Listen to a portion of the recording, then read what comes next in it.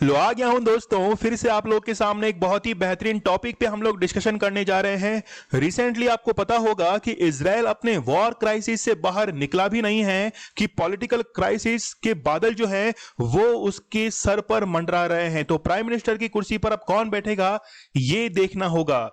Israel के parliamentary democracy की यह विशेषता रही है कि आज तक आफ्टर फ्रीडम एक भी मेजोरिटी की सरकार वहां पर नहीं बनी है, हमेशा गठबंधन की सरकार वहां पर बनती हुई आई है। तो पूरी बैकग्राउंड हिस्ट्री से हम लोग इसको जानने की कोशिश करेंगे।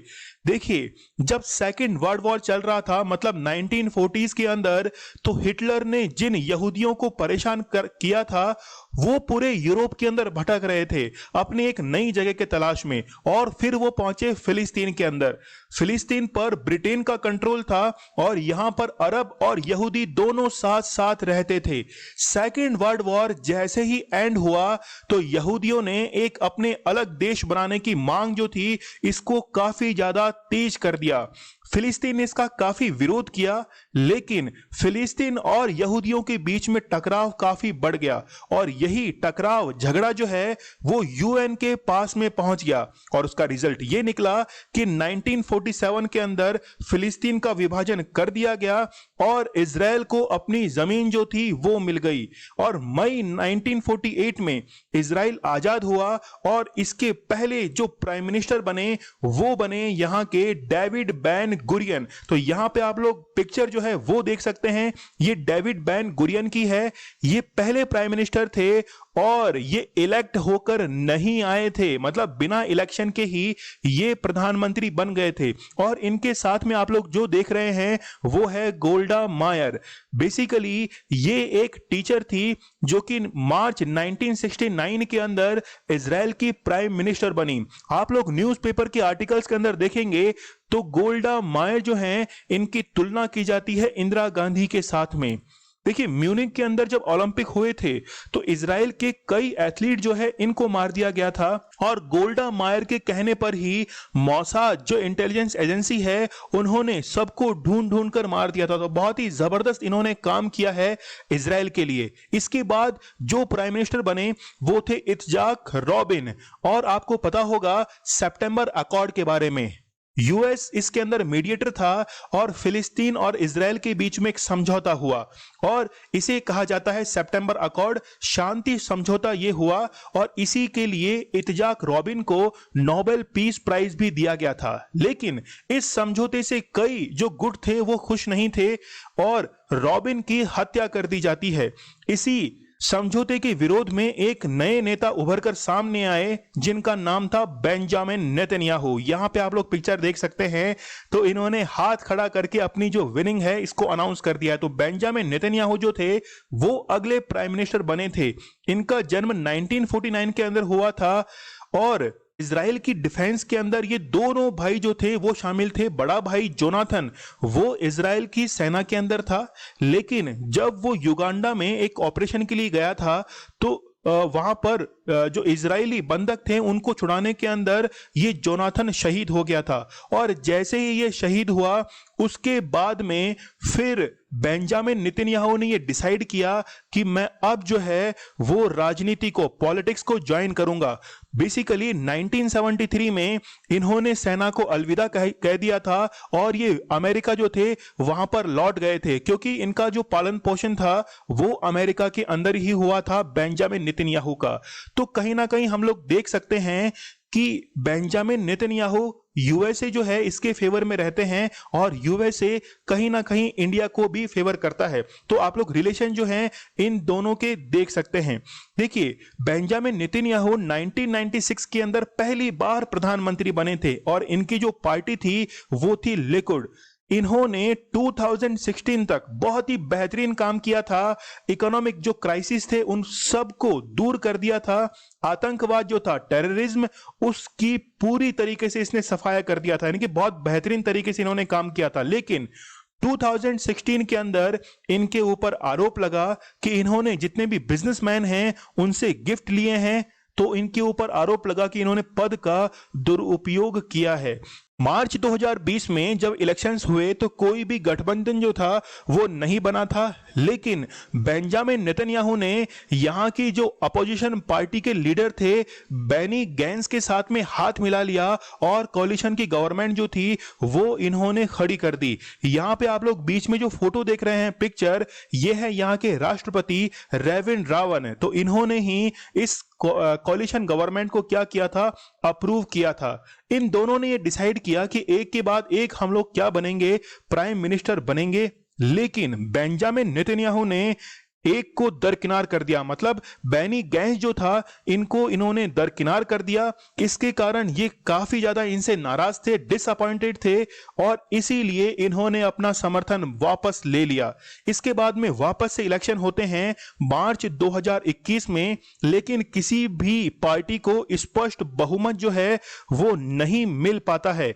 इसके बाद में ही यहां के जो राष्ट्रपति हैं रेविन रावण, इन्होंने समय दिया 28 दिन का कि यहां पर बहुमत जो है पार्लियामेंट में वो साबित किया जाए। लेकिन कोई भी जो था वो बहुमत साबित, मतलब मेजोरिटी जो था उसको शो नहीं कर पाया। और इसके बाद में दूसरी पार्टी को बुलाया गया, लापिड जो है इनको इनवाइट किया गया और इनको समय दिया गया कि 2 जून 2021 तक आपको बहुमत मतलब मेजोरिटी शो करने का वक्त दिया जाता है। और आज के दिन जो है ये अपनी मेजोरिटी शो करेंगे पार्लियामेंट के अंदर। देखिए बेंजामिन के ऊपर ये भी आरोप लगाए जाते हैं कि अभी जो 11 दिन का ये वॉर चला है फिलिस्तीन के साथ में, तो कहीं ना कहीं पॉलिटिकल क्राइसिस जो हैं इनको दबाने के लिए ही ये क्राइसिस जो थे वो किए गए थे। लेकिन ये केवल एक आरोप लगाया जाता है। तो यहां बात है कि ये जो लापिड हैं इन्होंने अब कोalition गवर्नमेंट बनाने के लिए रुख किया है नफ्ताली बेनेट की तरफ। ये दोनों मिलकर अब इजराइल के अंदर गवर्नमेंट बनाने को तैयार हैं और 2 जून 2021 को अपना बहुमत साबित करेंगे। तो यहां पर मेन लीड रोल है, इसके अंदर आते हैं नफ्ताली बेनेट। इनके बारे में हम लोग देख लेते हैं। ये जो हैं ये 49 ईयर ओल्ड पॉलिटिशियन हैं जिनके पेरेंट्स अमेरिकन थे और काफी ज्यादा इन्होंने जो स्टार्टअप्स थे, बिजनेस थे, उनको ग्रो किया था। काफी पैसा इन्होंने कमाया है और ये कहा जाता है कि ये जो है वो अल्ट्रा नेशनलिस्ट हैं। इसके साथ में ही राइट विंग ये कहे जाते हैं। देखिए यदि इंडिया के हम लोग फेवर में देखें तो नफ्ताली बेनेट जो हैं ये इंडिया के फेवर में रहेंगे और ये पाकिस्तान के अगेंस्ट में रहेंगे, क्योंकि कई न्यूज़पेपर को इन्होंने बयान दिए थे जिनमें इन्होंने पाकिस्तान के बारे में कई बार इन्होंने अपोज भी किया था। इनका जो संबंध है वो है यामिना पार्टी से और यामिना पार्टी के ये क्या हैं, लीडर हैं। यहां पर हम लोग बेनेट के बैकग्राउंड के बारे में देख सकते हैं कि 2013 से लेकर 15 तक ये मिनिस्टर ऑफ इकोनॉमिक्स रहे हुए हैं। इसके साथ में ही मिनिस्टर ऑफ रिलीजियस सर्विसेज इनके पास में था। 2013 से लेकर 2019 तक मिनिस्टर ऑफ डायस्पोरा अफेयर्स ये इनके पास में रहा है। 15 से लेकर 19 तक मिनिस्टर ऑफ एजुकेशन और इसके साथ में ही बेंजामिन नेतन्याहू की सरकार में ये मिनिस्टर ऑफ डिफेंस रह चुके हैं। तो मतलब ये जो हैं वो बेंजामिन के साथ में बहुत ही बेहतरीन तरीके से काम भी कर रहे थे। ठीक है, तो इनको कहा जाता है कि ये राइट विंग से हैं। देखिए राइट विंग का यहां पर मीन्स ये है कि कहीं ना कहीं जितने भी राइट विंग की पार्टीज हैं, जितने भी कंट्रीज हैं, उनको ये सपोर्ट करते हैं। देखिए यहां हम लोग देख सकते हैं कि इन्होंने कई वॉर्स के अंदर भी इजराइल का काफी अच्छा साथ निभाया है। तो साउथ लेबनान जो कॉन्फ्लिक्ट है 1985 से 2000 तक चला, इसके साथ में ऑपरेशन डिफेंसिव शील्ड जो है ये, और 2006 के अंदर लेबनान वॉर जो है इसमें भी इन्होंने काफी अच्छी भूमिका निभाई थी। लेकिन इसके साथ में ही इन जो ऑपरेशंस हैं इनको लेकर इनके ऊपर कई जो है वो आरोप भी लगते हुए आए हैं। देखिए अब न्यूज क्या है, रिसेंटली इन्होंने 31 मई को अनाउंस कर दिया कि वही क्या होंगे, अगले प्राइम मिनिस्टर होंगे इजराइल के। और ये अनाउंस करने के बाद अब हमारे लिए एक टॉपिक जो है वो इंपॉर्टेंट हो जाता है कि हम लोग समझे यहां की पार्लियामेंट के बारे में, जिसे कहा जाता है नेसेट। यदि नेसेट के बारे में हम लोग देखें तो ये यूनिकैमरल सिस्टम है। जैसे इंडिया के अंदर बाई कैमरल है, लोकसभा है, राज्यसभा है, लेकिन इजराइल के अंदर यूनिकैमरल सिस्टम है और इजराइल जो चलता है वो पार्लियामेंट्री डेमोक्रेसी के ऊपर चलता है।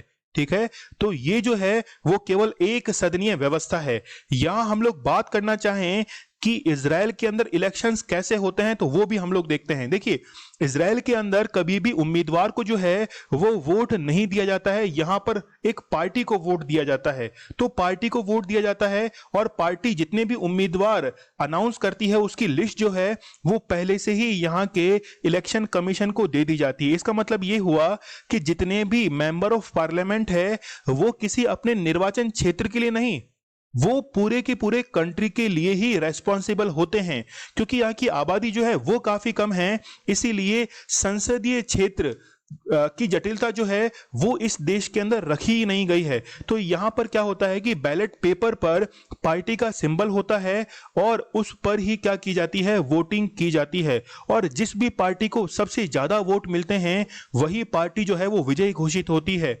मिनिमम किसी पार्टी को जीतने के लिए 3.25% जो है वो वोट मिलना जरूरी है, तभी जाकर उसको पार्लियामेंट के अंदर सीट मिलेगी। और वो उसी अनुपात में सीट मिलेगी जिस अनुपात में उसने वोट हासिल किए हैं। यहां ध्यान रखिए कि किसी भी तरीके से यहां पर उपचुनाव जो है वो नहीं होते हैं। जैसे भारत में आप लोग देखते होंगे कि उपचुनाव होते हैं, यहां पर उपचुनाव नहीं होते हैं।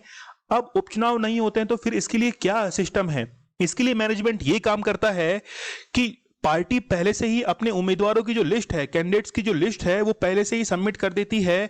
या किसी की मान लीजिए मृत्यु हो गई है तो उस कंडीशन के अंदर लिस्ट में फिर नाम देख लिया जाता है और फिर उस उम्मीदवार को उस सीट पर काबिज कर दिया जाता है। ठीक है, तो यहां हम लोग देख सकते हैं कि आप लोग डेट देखिए, 2 जून 2021 की ये डेट है और 1:17 की ये जो न्यूज है इंडिया टुडे की, ये हमारे सामने है। और इनके सामने मिडनाइट तक, मतलब आज मिडनाइट तक ये डेडलाइन है कि ये अपनी मेजोरिटी जो है वो शो करेंगे। तो देखना होगा कि यहां पर मेजोरिटी जो है वो शो की जाती है कि नहीं की जाती। इसमें आप लोग यहां पे एक बार वापस से देखिए कि 120 जो सीट्स हैं इसकी हाफ मतलब 61 ये बहुमत होना चाहिए। अब यहां पर 3 पार्टी जो है वो हो सकता है कि अपना बहुमत साबित करें। एक तो है इसमें यश आतिद पार्टी जिसकी 17 सीट्स हैं, यामिना पार्टी जिसके कौन हैं, जिसके हैं नेफ्थाली बेनेट जो हैं, ये इसके अध्यक्ष हैं। फिर उसके बाद में यूनाइटेड अरब लिस्ट की 4 सीट्स हैं और अदर की 34 सीट्स हैं। तो यदि इन्होंने 61 सीट्स पर अपनी मेजोरिटी शो कर दी तो आज मिडनाइट को ये क्या बना लेंगे, अपनी सरकार को बना लेंगे। लेकिन ये कहीं ना कहीं देखकर लगता है कि इतने जो कोलिशन की गवर्नमेंट है ये ज्यादा दिन तक टिक नहीं पाएगी, ऐसा अंदाजा लगाया जा रहा है। लेकिन अब इस बात से ये तो साफ है कि नेफ्ताली जो बेनेट हैं इनका झुकाव कहीं ना कहीं इंडिया की तरफ रहेगा। तो ये इंडिया के लिए एक फायदेमंद बात है। एक क्वेश्चन मैं आप लोगों के लिए छोड़ के जा रहा हूं, आप लोग कमेंट सेक्शन में मुझे इसका आंसर जरूर करना। Which of the following characteristic is not related to the federal government? इस क्वेश्चन का आंसर मुझे जो है आप लोग कमेंट बॉक्स में करना मत भूलिएगा। यदि आपके कोई क्वेरीज है तो आप लोग मुझे इंस्टा पर मैसेज कर सकते हैं, फॉलो कीजिए। और जितनी भी पीडीएफ हैं वो आपको टेलीग्राम पर सेंड कर दी जाएगी।